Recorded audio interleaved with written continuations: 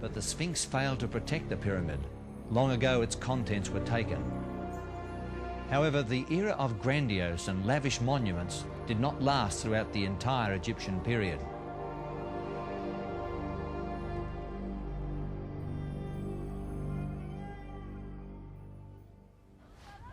The close of the 4th dynasty saw the end of the expensive stone pyramids and the introduction of new mud brick structures simply faced with stone.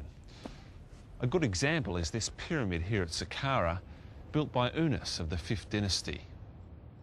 To guarantee his immortality, hieroglyphic pyramid texts were inscribed on the chamber walls, and priests prayed for him in the nearby temple. Interestingly, at this location is a relief showing people praying to the gods for food during a disastrous famine. Other inscriptions record that the community had known about this famine in advance and that it lasted for 7 years. Mentuhotep was the powerful prime minister at the time. He was revered as the giver of good and the sustainer of life. Some scholars have suggested that this might be the Joseph referred to in the Hebrew scriptures, who distributed food to people during the 7 years of famine.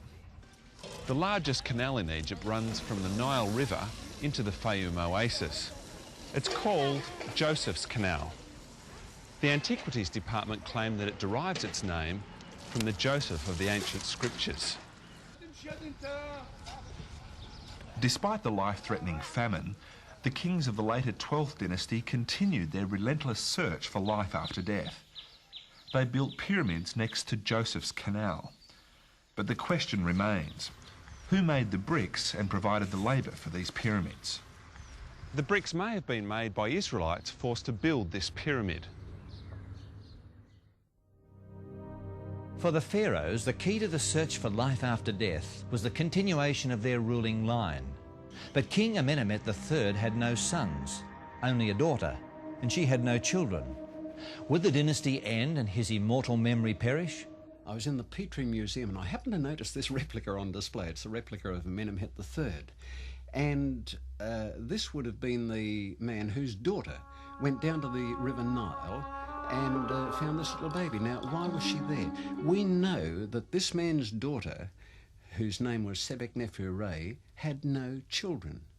Now, that means if the dynasty died out because she had no children, it would be disastrous. And so she would be down at the River Nile praying for a baby, because the river god, Hapi, was the fertility god, and if you need a baby, well, that's the god you need. And she would be down there praying for a baby, and lo and behold, here comes this beautiful little baby in a basket. I mean, it seems strange to make an Israelite slave a future pharaoh. But when you understand that the Egyptians were very pious and they attached a lot of importance to this sort of thing, and so she would have chosen this baby as her next heir because she had no children of her own. Well, of course, you know what happened in the course of time. Moses showed his true colours and he fled from Egypt. And sure enough, when her father died, she became the last pharaoh of the 12th dynasty. And of course, when she died, the dynasty died. That was the end of the dynasty. In his search for the meaning of life and the hereafter, the Hebrew scriptures tell us that Moses had decided to look elsewhere.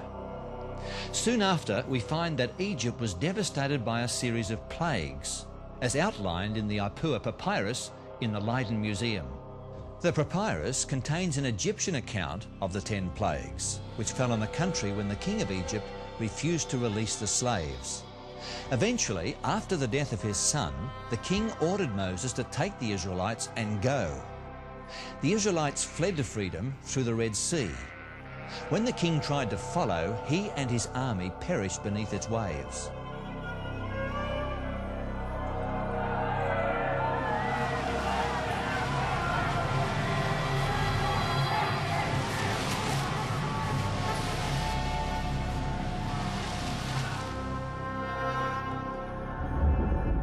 For the next 4 centuries, Egypt was plunged into its dark ages, and the Egyptians themselves became slaves. Eventually, the Amu were driven back out of the land, and the kings of the 18th dynasty established a new kingdom. They made their capital 800 kilometres south of Cairo at a place now called Luxor.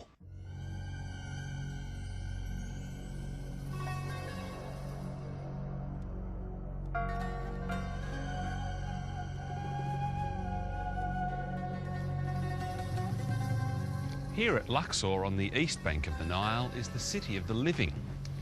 Houses and public buildings made of mud bricks surrounded the royal palace. Today they're almost all gone, but the vast temple remains.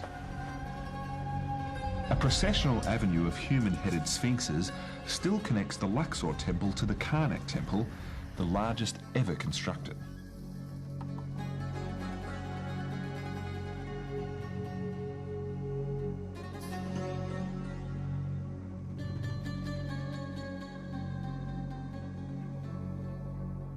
This hyper-style hall was built by Seti I and Ramses II. It was used for religious celebrations and the coronation of new kings. Inside, 134 of these huge pillars stretch metres into the sky.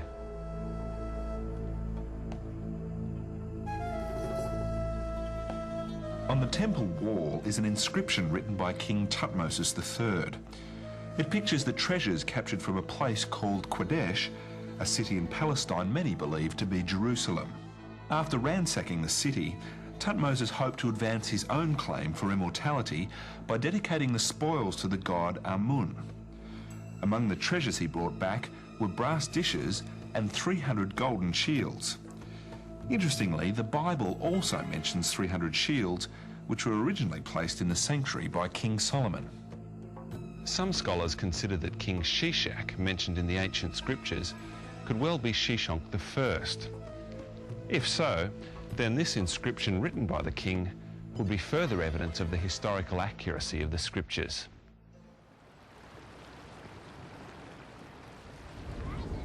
To preserve their bodies for immortal life, the kings of the 18th and 19th dynasties chose to be buried in secret.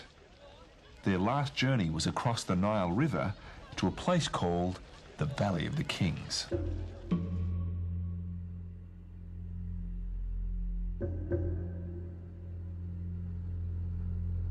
These two colossal statues of King Amenhotep III greet visitors to the city of the dead.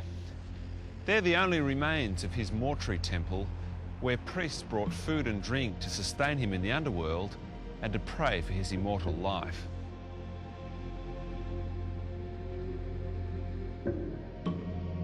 Here at Deir el-Bahari is the temple of Queen Hatshepsut, one of the most remarkable women in history.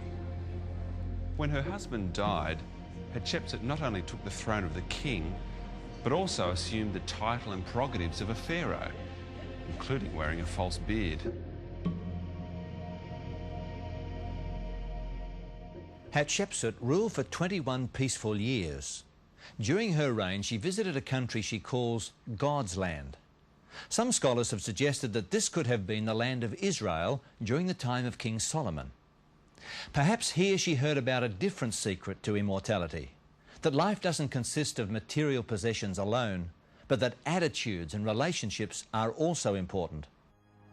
The Egyptians always buried their dead facing west. They believed that the soul of the dead king would join the sun god in the west to accompany him in his nightly journey through the underworld. It was the discovery of Tutankhamun's tomb in 1922 that captured the world's imagination. Tutankhamun, which means Amen gives life, became king at the age of 9. His name didn't help him live any longer, unfortunately, for he died when he was only 18. A hastily prepared tomb was dug in the floor of the valley. After it was sealed, rock chippings from a later tomb were dumped on top and hid it so well that it was the only royal tomb discovered intact. With the discovery of Tutankhamun's tomb, for the first time, modern civilization had the opportunity to view untouched treasures and perhaps uncover ancient secrets about the pharaoh's afterlife. After years of searching, archaeologist Howard Carter dug in the last and least likely spot in the Valley of the Kings. Almost immediately, his workmen uncovered a step cut in the rock. He dug down and found 16 steps leading to an underground corridor. At the end was a sealed door. Cutting away a portion, they peered inside. They stood here in astonishment. Treasures everywhere, untouched for 3,000 years. Their finds sent shockwaves throughout the world.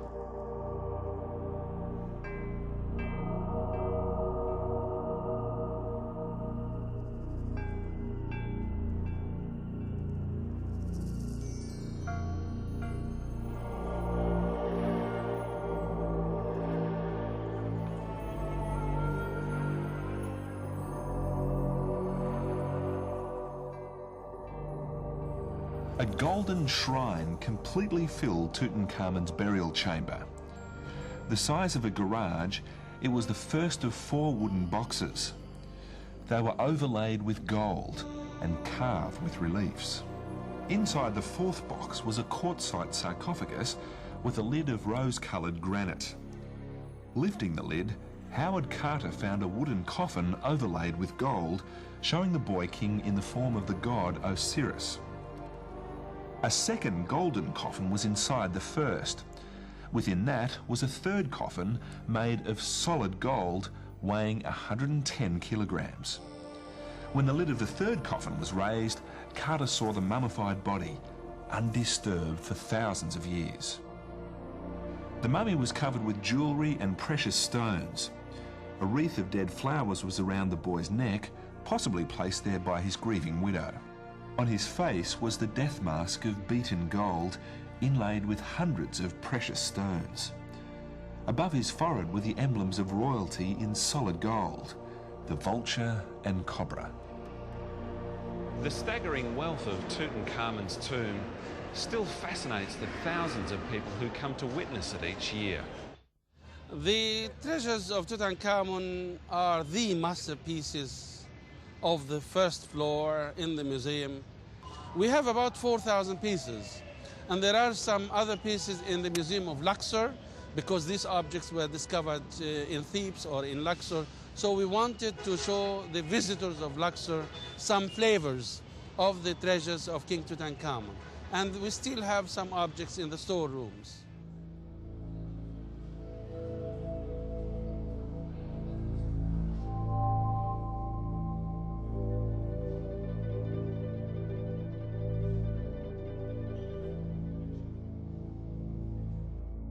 But while Tutankhamun achieved some kind of immortality through his wealthy possessions, today his remains lie where they were placed centuries ago, in his tomb in the Valley of the Kings.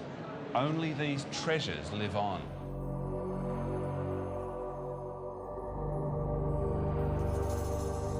The ancient Egyptians sought to escape the finality of death.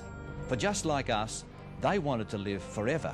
The rites of mummification, the building of pyramids, the worship of gods in huge temples, the tombs in the Valley of the Kings, the burial of treasure, all were designed to guarantee everlasting life after death. But did these ancient Egyptians really discover the secret of immortality? For them, immortality was a continuation of the wealth and status experienced in this world. They tried to achieve this by taking their treasures of gold, silver and slaves with them. Not much has changed over the centuries.